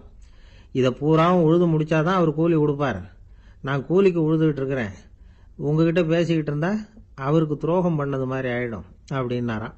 ராஜா குதிரையை விட்டு கீழே இறங்கினார். வரப்பில் நடந்து அந்த பெரியவர்கிட்டயே போனாராம். சரி, ஒரு நாள் பூரா உழுதா உனக்கு எவ்வளவு கூலின்னு கேட்டிருக்கார். 8 அணா கூலி கிடைக்கும்னாராம் அவர். இது ரொம்ப காலத்துக்கு முன்னாடி நடந்த ஒரு சம்பவங்கிறதுனால அப்போ 8 அணா கூலிங்கிறது ரொம்ப பெருசு. இருந்தாலும் அதுவும் அந்த ராஜாவுக்கு பெரிய கூலியாக தெரியல. இவ்வளவு தானா, இதை வச்சுக்கிட்டு நீ எப்படி காலம் தள்ளுற அப்படின்னாராம். ஒன்றும் கவலை இல்லை அப்படின்னாராம் அவர். ராஜாவுக்கு ரொம்ப ஆச்சரியமாக போச்சு. 8 அணா கூலி வாங்குற இந்த ஆள் கவலை இல்லாமல் இருக்கிறார், ஏராளமான வசதியோடு இருக்கிறன்னா கவலை இல்லாமல் வாழ முடியலையே அப்படின்னு நினச்சி பார்த்துருக்கார். அது சரி, 8 அணாவில் எப்படி குடும்பம் நடத்துகிற அப்படின்னு கேட்டாராம். எனக்கு கிடைக்கிற 8 அணாவில் 2 அணா குடும்பத்துக்கு செலவழிக்கிறேன், 2 அணா பழைய கடனுக்கு கொடுக்குறேன், 2 அணா தர்மம் செய்கிறேன், 2 அணா வட்டிக்கு கொடுக்குறேன், ஒரு குறையும் இல்லைன்னாராம். ராஜாவுக்கு ஒன்றும் புரியல. எனக்கு ஒன்றும் புரியலையேன்னு இருக்கார். ஐயா, எனக்கும் என் மனைவிக்கும் 2 அணா செலவாகுது. வயசான அம்மா அப்பா இருக்கிறாங்க, சின்ன வயசில் என்னை காப்பாற்றினவங்க அவங்க. அந்த கடனுக்கு 2 அணா செலவாகுது, அது பழைய கடன். என் தங்கச்சி ஒருத்தி ஆதரவு இல்லாத நிலைமையில் தன்னுடைய மகனோட என் வீட்டில் இருக்கிறா. அவளுக்கும் அவள் மகனுக்கும் 2 அணா செலவு பண்ணுறேன், அது தர்மம். எனக்கு 2 பிள்ளைங்க இருக்கிறாங்க, அவங்களுக்கு 2 அணா செலவு பண்ணுறேன், அது வட்டிக்கு கொடுக்கறது மாதிரி. பிற்காலத்தில் அவங்க எங்களை காப்பாற்றுவாங்க. அந்த வகையில் நான் திருப்தியோடு வாழ்ந்துகிட்டு இருக்கிறேன் அப்படின்னாராம். ராஜாவுக்கு அர்த்தம் புரிய ஆரம்பிச்சுதான். அந்த பெரிய நிலத்தை விலை கொடுத்து வாங்கி அந்த பெரியவருக்கே தானமாக கொடுத்துட்டாராம். இப்போ உழுதவருக்கே நிலம் சொந்தமாயிட்டுது. அன்னையிலேருந்து அரசனுக்கும் ஆறுதல் கிடைச்சுதான். இப்படி ஒரு கதை சொல்லுவாங்க. எட்டனா வருமானத்தை வச்சுக்கிட்டு எப்படி காலத்தை தள்ளுறதுன்னு சொல்றதுக்காக இந்த கதையை சொல்றதாக யாரும் தப்பா நினைச்சுக்க கூடாது. கிடைக்கிறத எப்படி பங்கு போடுறார், எப்படி திருப்தியா வாழறார் அப்படிங்கிறது தான் முக்கியம். அது மாதிரி இன்றைக்கு இந்த பொங்கல் திருநாளில் உழவர்கள் மனசு மகிழ்ச்சியா இருந்ததுன்னா அது எல்லாரும் மகிழ்ச்சியா இருக்கிறது மாதிரி அர்த்தம். அதனால அவர்கள்ட்ட இருந்து நாம பாடம் கத்துக்கணும். சில உழவர்கள் தங்கள் நிலத்துல விளையறத தாங்கள் சாப்பிட மாட்டாங்க. அடுத்தவங்கள்ட்ட வித்துட்டு சந்தையில போய் வேற அரிசி வாங்கிட்டு வந்து தான் இவங்க சாப்பிடுவாங்க.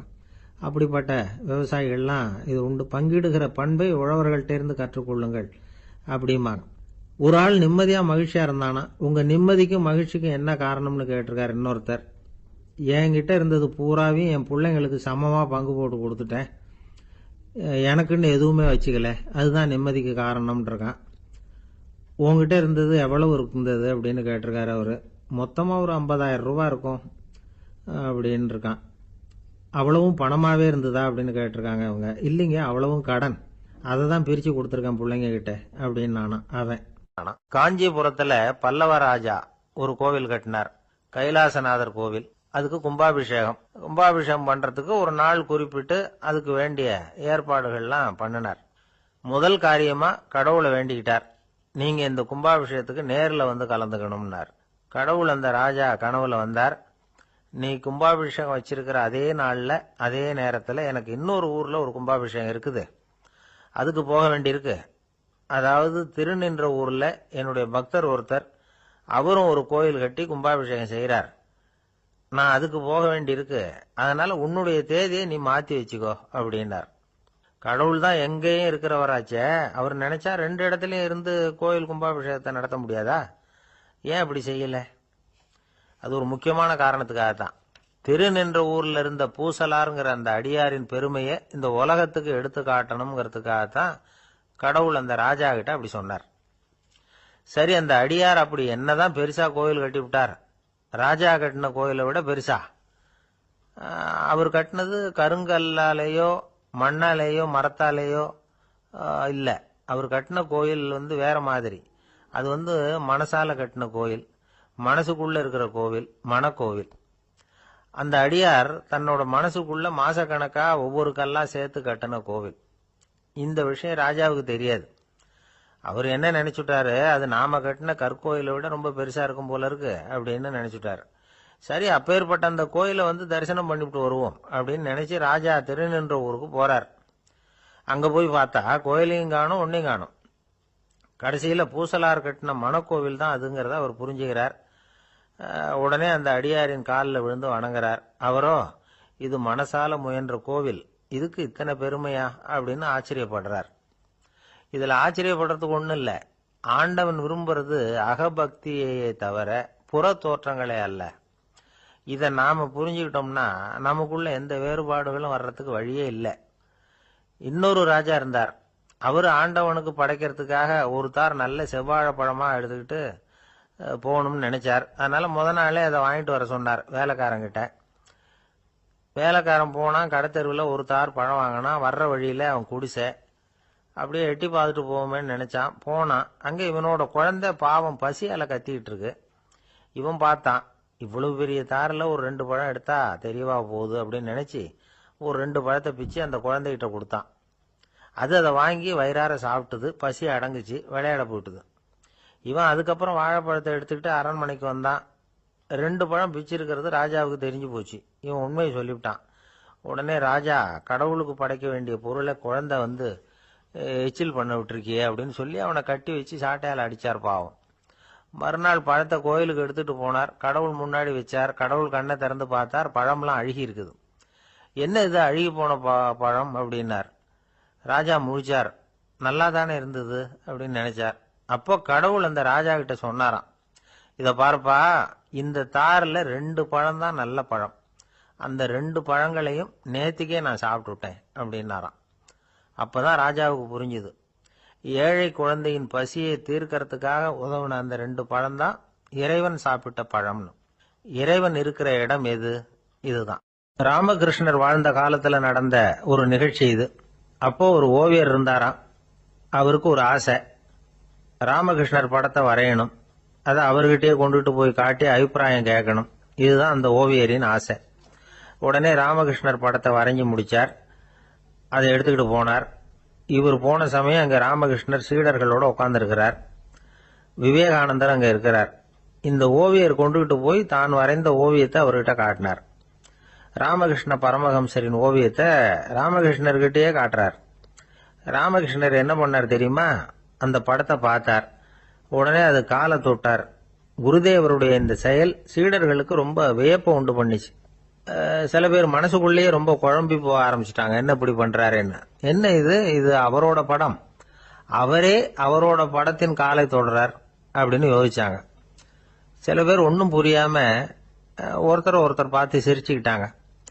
அந்த இடத்துல சீடர்கள் மட்டும் இல்ல, சீடர் அல்லாத பல பேர் இருந்தாங்க. தன்னுடைய காலை தானே தொடர இவருடைய செயல் பற்றி என்ன நினைக்கிறது அப்படின்னு அவங்களும் குழம்பி போய் நிக்கிறாங்க. அந்த படத்தை வரைஞ்சி அவர்கிட்ட காட்டின அந்த ஓவியருக்கும் அதிர்ச்சி. இருந்தாலும் அவர் சீடர் கிடையாது. அதனால கொஞ்சம் துணிச்சலை வர வச்சுக்கிட்டு கேட்டார், என்னங்க இது, என்னால என்னுடைய கண்களையே நம்ப முடியல, இது உங்க சொந்த உருவப்படம், நீங்க உங்க சொந்த கால்களையே தொடுறீங்க, இது எங்களுக்கு கொஞ்சம் சங்கடமா இருக்குதே அப்படின்னார். ராமகிருஷ்ணரின் கண்கள்ல ஆனந்த கண்ணீர் வழிஞ்சுதான். அவர் சொன்னாராம், இது என்னோட படம்ங்கிறது எனக்கு தெரியும், ஆனா இது என்னோட படம்ங்கிறதுனால நான் இதோட காலை தொடல, நீ என்னுடைய சமாதி நிலைய இந்த படத்துல படம் பிடிச்சி காட்டியிருக்கிற, அதனால அதோட காலை தொடறேன். சமாதி நிலையில யார் இருந்தாலும், அது என்னுடைய படமா இருந்தாலும் சரி அல்லது வேற யாருடைய படமா இருந்தாலும் சரி, படம் யாருதுங்கிறது முக்கியம் இல்ல. இதுல எது முக்கியம்னா அது தன்னை உணர்ந்த ஒரு உணர்நிலையின் படம். அப்படி இருக்கிறப்போ அதோட காலை நான் தொடணும். அதுக்கு நீங்க எல்லாரும் ஏன் சங்கடப்படுறீங்கன்னு எனக்கு தெரியல அப்படின்னாராம். இப்பதான் அங்க இருந்து சீடர்களுக்கும் மற்றவங்களுக்கும் விவரம் புரிஞ்சுதான். இதுக்கு முன்னாடி யாரும் செய்யாததை இவர் செஞ்சிருக்கிறார், ஆனா அவருடைய காரணம் ரொம்ப நியாயமானது அப்படிங்கறத உணர்ந்தாங்களாம். இதுவரைக்கும் ஆன்மீகத்துல சமாதி நிலை, அதாவது தன்னை உணர்ந்த நிலை பற்றி புரிஞ்சுக்கிட்டோம். இல்லறத்துல ஏற்படக்கூடிய சமாதி நிலை பற்றி உங்களுக்கு தெரியுமா? ஒரு அம்மா டாக்டர் கிட்ட வந்து சொன்னாங்களாம், டாக்டர், என் வீட்டுக்காரருக்கு உடம்புல ஏதோ கோளாறுன்னு நினைக்கிறேன், நான் எவ்வளவு நேரம் பேசினாலும் காதுல விழாதது மாதிரி உட்கார்ந்துருக்கிறார் அப்படின்னு ஆகலாம். அதுக்கு அந்த டாக்டர் சொன்னாராம், அம்மா, அது உடம்பு கோளாறு இல்ல, அது ஒரு பெரிய திறமை. ஒரு ஊர்ல ஒரு ஆள் இருந்தான், தையல் கடை வச்சிருந்தான். அவங்கிட்ட ஒருத்தன் ஒரு சட்டை துணி எடுத்து கொடுத்து தைக்க சொல்லியிருந்தான். வர்ற சனிக்கிழமை வா, வந்து வாங்கிட்டு போ அப்படின்னு அவன் சொல்லியிருந்தான். அதே மாதிரி இவன் வந்தான். அவன் தச்சு வச்சிருந்த சட்டையை கொடுத்தான். இவன் வாங்கி அங்கேயே போட்டு பார்த்தான். கை நீளம் ஒண்ணுக்கு ஒண்ணு வித்தியாசமா இருந்தது. வலது கை இடது பக்கத்தை விட நீளம் குறைச்சலா இருந்தது. அவன் முணுமுணுக்க ஆரம்பிச்சுட்டான், என்ன இது இப்படி தைச்சுட்டியேன்னு. இதுக்கு அவன் சொன்னான், ஐயையோ, இதுக்காகவா சங்கடப்படுறீங்க, வலது கையை மட்டும் கொஞ்சம் உள்ள இழுத்தாப்புல வச்சுக்கிட்டீங்கன்னா சரியா போகுது, மற்றபடி அந்த சட்டையில உள்ள கலை அம்சத்தை கவனிங்க, எவ்வளவு அற்புதமா தச்சிருக்கேன் பாருங்க, ஒரு சின்ன குறைய இப்படி எல்லாம் பொருட்படுத்த வேண்டியதில்ல, நான் சொன்னது மாதிரி கைய கொஞ்சம் உள்ள இழுத்தது மாதிரி வச்சுக்கிட்டு நடந்து போங்க, ஜோரா இருக்கும் அப்படின்னா. அவனும் யோசிச்சு பார்த்தான். சரியான யோசனையா தான் தோணுச்சு. கொஞ்சம் முயற்சி பண்ணி வலது கையை கொஞ்சம் உள்ள இழுத்து சட்டை சரியா இருக்கிறது மாதிரி பண்ணிட்டான். இப்ப மறுபடியும் ஒரு பிரச்சனை. வலது கையை உள்ள இழுத்த மாதிரி அப்படியே வச்சுக்கிட்டதும் முதுகு பக்கம் கொஞ்சம் துணி தளர்த்தியா தொங்குறது மாதிரி தெரிஞ்சது. என்ன இது, முதுகு பக்கம் துணி குவிஞ்சுட்டுதே, தொங்குதே அப்படின்னா மறுபடியும், அடடா, இதுக்காகவா கவலைப்படுறீங்க, உடம்ப அதுக்கு தகுந்த மாதிரி கொஞ்சம் வளைச்சிக்கிட்டா சரியா போடுது, இதுக்காக அந்த அழகான தையலை பிரிச்சு அதுல உள்ள கலை அம்சத்தை கெடுக்கிறதுக்கு என் மனசு இடம் தரல, எவ்வளவுக்கு தளர்த்தியா இருக்கோ அவ்வளவுக்கு கொஞ்சம் உடம்ப வளைச்சி அப்படி குனிஞ்சது மாதிரி போங்க போதும் அப்படின்னா. அதுவும் நல்ல யோசனையா தான் பட்டுது இவனுக்கு. சரின்னு சொல்லிவிட்டு புறப்பட்டான். தெருவில் இறங்கினா, கைய கொஞ்சம் உள்ள இழுத்தான், உடம்ப கொஞ்சம் முன்னால வளைச்சான், சட்டைக்கு தகுந்த மாதிரி உடம்ப பண்ணிட்டான், மெதுவா நடந்து போறான். இப்போ எதிரில் இன்னொருத்தன் வரான். இவனை பாக்குறான், இவன் போட்டிருக்கிற சட்டைய பாக்குறான், ஆஹா அற்புதம்ங்கிறான். சும்மா சொல்லக்கூடாது, ரொம்ப நல்லா இருக்கு, நிச்சயமா இது இந்த ஊர் மேல தெருவில் இருக்கிற ஒருத்தன் இருக்கானே, அவன் தச்சதா தான் இருக்கணும் அப்படின்னா. இதை கேட்டதும் அவனுக்கு ஆச்சரியம். எப்படி அவ்வளவு கரெக்டா கண்டுபிடிச்சிங்க அப்படின்னு கேட்டிருக்கான். இதுக்கு அந்த வழிபோகன் சொன்னானா, அவன் ரொம்ப கெட்டிக்காரன். உங்களை மாதிரி உடம்பும் கையும் வளைஞ்சு போன ஒரு ஆசாமிக்கு அவனை தவிர வேற யாராலேயும் இவ்வளவு பொருத்தமான ஒரு சட்டையை தைக்க முடியாது அப்படின்னானா. பாருங்க, அவனுக்காக இவன் அனுசரிக்க போய் இவனோட நிலைமை எப்படி ஆயிடுது பாருங்க. இதே மாதிரிதான் சில சடங்குகளும் சம்பிரதாயங்களும் நம்மளை கோமாளி ஆக்கி விட்டுரும். எதுவா இருந்தாலும் அதுல அறிவுபூர்வமான அணுகுமுறை அவசியம். ஒரு நர்ஸ் அவசரமா ஓடி டாக்டர் கிட்ட சொல்லிச்சான், டாக்டர் ஒரு தப்பு நடந்து போச்சு, 10ஆம் நம்பர் பெட்ல இருக்கிற பேஷண்ட்டுக்கு காலில் ஆபரேஷன் பண்றதுக்கு பதிலாக கையில ஆபரேஷன் பண்ணி விட்டீங்க. கை ஆபரேஷன் பண்ணிக்க வேண்டிய ஆள் 7ஆம் நம்பர் பெட்ல இருக்கார் அப்படின்னு தான். அதுக்கு ஒரு பதட்டப்படாம சொன்னாராம், பரவாயில்ல இவரை தூக்கி 7ஆம் நம்பர் பெட்ல போட்டுரு அப்படின்னு. ஒரு மாணவனை பார்த்தேன், என்ன தம்பி படிப்புலாம் எப்படி இருக்குது அப்படின்னு விசாரிச்சேன். அவன் ரொம்ப அழுத்துக்கிட்டான். நான் நல்லா தான் சார் படிக்கிறேன், இருந்தாலும் புத்தியில சரியா ஏற மாட்டேங்குது சார் அப்படின்னா. சரி, இவனும் நம்ம ரகம்தான் அப்படின்னு சொல்லி முடிவு பண்ணிட்டோம். கல்வி கற்கக்கூடிய ஒரு மாணவன் சம்பந்தப்படுற புத்திகள் பல வகை. அதை பத்தி ஒரு பெரியவர் விளக்கி இருக்கிறார். மிருத்து புத்தின்னு ஒன்று இருக்குதான். மிருத்துன்னா மண்ணு. மண்ணால செவுறு கட்டுறோம்ல, மண் சுவரில் ஆணி அடிக்கிறதும் சுலபம், அதை பிடுங்கி எடுக்கிறதும் சுலபம். அது மாதிரி சில பேர் குரு சொல்லி கொடுக்கறத சுலபமா கேட்டு தெரிஞ்சு வச்சுக்குவாங்க, கொஞ்ச நேரத்தில் சுலபமா மறந்தும் போயிடுவாங்க. இது மிருத்து புத்தின்னு பேரு, மண் புத்தி. தாரு புத்தின்னு ஒன்று உண்டான். தாருன்னா மரம். அதுல பச்சை மரத்துல ஆணி அடிக்கிறது சுலபம், ஆனா அது எடுக்கிறது கஷ்டம். அது மாதிரி ஆசிரியர்கிட்ட இருந்து கேட்டதை கவனமா மனசுல பதிய வச்சுக்கிட்டு அதை மறக்காம இருக்கிறது தாரு புத்தி. பட்டை மரமா இருந்தா அதுல ஆணி அடிக்கிறதும் கஷ்டம், அடிக்கிற ஆணியும் சீக்கிரம் நழுவிடும். அது மாதிரி கேட்கிற விஷயம் மனசுல பதியறதும் கஷ்டம். அப்படியே பதிஞ்சாலும் அது நீடிச்சு இருக்கிறதும் கஷ்டம், கொஞ்ச காலத்துல மறந்துடும். இன்னொரு வகை புத்தி ஒன்று உண்டு, அதுக்கு பேரு சிலா புத்தின்னு பேரு. சிலான்னா கல்லு. ஒரு கருங்கல்லுல 4 துளைய போட்டு ஒரு துளையில உளிய வச்சு அடிச்சா மற்ற துளை வழியாவும் பிளந்து கல்லு 2ஆயிடும். அது மாதிரி சந்தியான இடங்கள்ல குறிப்பா ஒரு பொருளை சொன்னா அதை வச்சுக்கிட்டு மற்றதையும் தெரிஞ்சுக்கிறது, அது சிலா புத்தின்னு பேரு. வேணு புத்தின்னா என்ன தெரியுமா? வேணும்னா மூங்கில். மூங்கில் கணுவுல ஒரு பக்கம் உளிய வச்சு அடிச்சா 2 பக்கமும் பிளந்துரும். அது மாதிரி ஒரு செய்தியை கேட்டுக்கிட்டு இருக்கிறப்பவே அதோட முன்பின் தொடர்களையும் தெரிஞ்சுக்கணும், அது வேணு புத்தி. தைல புத்தின்னு ஒன்று உண்டு. தைலம்ங்கிறது எண்ணெய். தண்ணியில ஒரு துளி எண்ணெயை விட்டா அது தண்ணி பூரா பரவி போடுதுல்ல, அது இப்படி பரவுறது மாதிரி ஆசிரியர் சுருக்கமா ஒரு கருத்தை சொன்னா அதை வச்சுக்கிட்டு பூரா விஷயங்களையும் தெரிஞ்சுக்கணும், அது தைல புத்தி. கற்பூர புத்தின்னு ஒன்று கேள்விப்பட்டிருக்கோம். அது எப்படின்னா, கற்பூரம் தீ பட்ட உடனே பிடிச்சிக்கும். ஆசிரியர் சொன்ன உடனே நுண்ணறிவோட பாடங்களை புரிஞ்சுக்கிறது இந்த வகை புத்தி. கரி புத்தின்னு ஒன்று. அது எப்படின்னா, கரியில நெருப்பை வச்சு விசிறிய பிறகு அதுக்கப்புறம் அது கறி நெருப்பாகும். அது மாதிரி காலம்பரை சாயந்தர வேலைகளில் ஆசிரியர் பாடம் சொல்லி கொடுப்பார், அதை கொண்டு புரிஞ்சுக்கிறது இந்த வகை. கதலித்தண்டு புத்தின்னு ஒன்று சொல்லுவாங்க. கதலிங்கிறது வாழை மரம். வாழைத்தண்டுல தீ வைக்கிறது எவ்வளவு சிரமமோ அவ்வளவு சிரமத்தோட கல்வி கற்கிறது கதலித்தண்டு புத்தி. இதை தவிர இன்னும் சில வகையான மாணவர்களை கூட அடையாளம் காட்டுறாங்க. ஆசிரியர் சொன்னதுல நல்லதை மட்டும் எடுத்துக்கிறவன் அன்னம். ஆசிரியர் கிடைச்ச இடத்துல பாடத்தை கேட்டுக்கிட்டு பிறகு தனியா உட்காந்து சிந்திக்கிறவன் பசு. பசுமாடு அப்படித்தானே, புல்லு கண்ட இடத்துல மேயும், அதுக்கப்புறம் நிதானமா அசை போட்டுக்கும். ஆசிரியர் சொன்னதை தவிர வேற எதையும் சொல்ல முடியாதவன் கிளி. பல இடங்கள்ல பாடங்கள் கேட்டு கடைசியில ஒன்னும் புரியாம போறவன் ஆடு. ஆடு ஒரு செடியில வயிறார மேயாது, ஒரே செடியில இக்கரைக்கு அக்கறை பச்சைன்னு அங்கேயும் இங்கேயும் அலைஞ்சிக்கிட்டே இருக்கும். சில பேருக்கு எருமைன்னு பேரு. எருமை எப்படின்னா குளத்து நீரை கலக்கி தான் குடிக்கும். அது மாதிரி ஆசிரியர் மனசை நோக செய்து பயில்கிற மாணவர்கள்லாம் இந்த ரகம். இவ்வளவுலாம் இருந்தாலும் இந்த காலத்து மாணவர்கள்லாம் ஒரு தனி ரகம். ஒரு ஆசிரியர் வகுப்புல பாடம் நடத்திக்கிட்டு இருந்தார். இலக்கண வகுப்பு. இறந்த காலம், நிகழ்காலம், எதிர்காலம், past tense, present tense, future tense, இதை பத்திலாம் பாடம் நடத்துறார். எல்லாம் சொல்லி கொடுத்துட்டு இப்ப நான் ஒரு வாக்கியம் சொல்லுவேன், அது என்ன காலம் அப்படிங்கறத நீங்க சொல்லணும்னார் ஆசிரியர். சரி, நாங்க மாணவர்கள்லாம், நான் நாளைக்கும் பாடம் நடத்த போகிறேன், இது என்ன காலம் அப்படின்னு கேட்டார் ஆசிரியர். அதாவது நான் நாளைக்கும் பாடம் நடத்த போகிறேன், இந்த